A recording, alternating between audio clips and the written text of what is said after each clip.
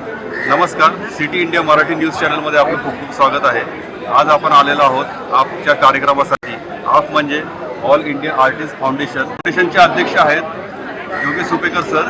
जे काही मेंबर्स आहेत त्यांच्यासाठी जे काही कार्य केलं आहे त्याचं पूर्णपणे माहिती सर आपल्याला देतील।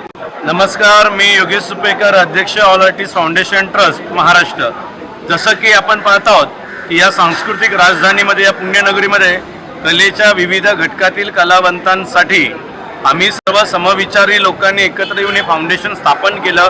हे फाउंडेशन कलाकारांसाठी अगदी खाना ते दवाखाना, अनेक शासकीय योजना, गृहनिर्माण योजना, अशा बऱ्याच प्रकारच्या योजना, आरोग्य शिबिरं, रक्तदान शिबिरं, महिलांसाठी स्तन कॅन्सर चेकअप तपासणी, अशा पद्धतीचे विविध उपक्रम हे फाउंडेशन त्या ठिकाणी सातत्यानं राबवत आलेलं आहे। आज फाउंडेशन 6 वर्ष त्या ठिकाणी काम करत आहे आणि 6 वर्षामध्ये या संपूर्ण पुणे शहरातील अनेक कलावंतांकरता विविध पद्धतीचा मदत नव्हे तर कर्तव्याच्या भावनेतून आम्ही काम करत आहोत।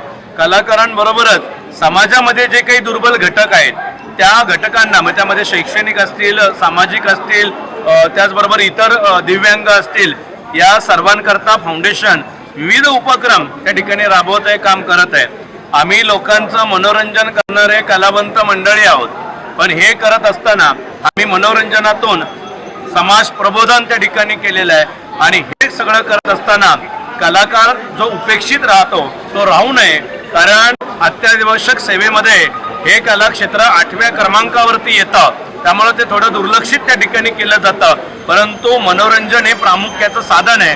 कोरोनाच्या काळामध्ये टीव्हीच्या माध्यमातून किंवा सोशल मीडियाच्या माध्यमातून अनेक कलाकारांनी लोकांचं मनोरंजन केलं, त्यांना त्या कोरोनाच्या भीतीपासून दूर करून त्यांचं मनोबल वाढवण्याचं काम हे कलावंत मंडळींनी केलेलं आहे। त्यामुळं कोरोनाच्या काळामध्ये लाखो करोडो नागरिकांना दिलासा मिळालेला आहे।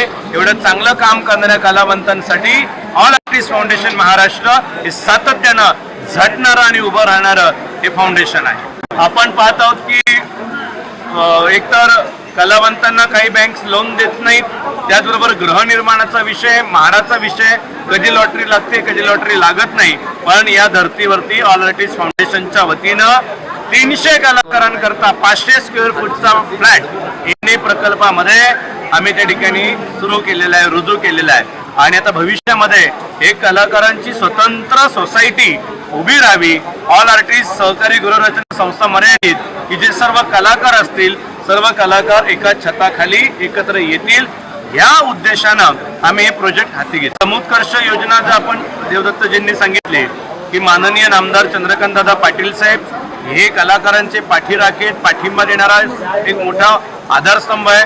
दादांनी त्या ठिकाणी सांगितलं समुत्कर्ष मधून 2000 रुपयाची खरेदी करणाऱ्या कलावंताला, ऑल आर्टिस्ट फाउंडेशनच्या कलावंताला त्या ठिकाणी 50% सवलत त्या बिलामध्ये त्यांनी जाहीर केलेली आहे।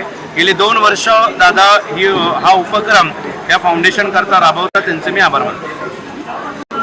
धन्यवाद। आपल्या माध्यमातून सर्व कलावंत या ठिकाणी एकवटलेली आहेत, सर्व निर्माते आहेत, संगीतकार आहेत, गायक आहेत, सर्व मंडळी आहे।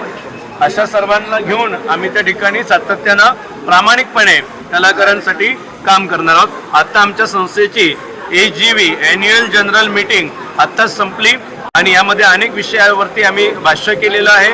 कलाकारांच्या पेन्शनचा विषय, 100 वर्षाकाठी 100 लोक त्या ठिकाणी घेतात, तर आमची अशी इच्छा आहे की कमीत कमी 300 किंवा 500 कलाकार या जिल्हाधिकाऱ्यांनी त्या ठिकाणी पेन्शन करता फॉर्म घेतले पाहिजेत। 500 कलाकार ते 300 कलाकारांची तरतूद त्यांनी केली पाहिजे, जेणेकरून अनेक लोकांना या योजनेचा लाभ घेता येईल।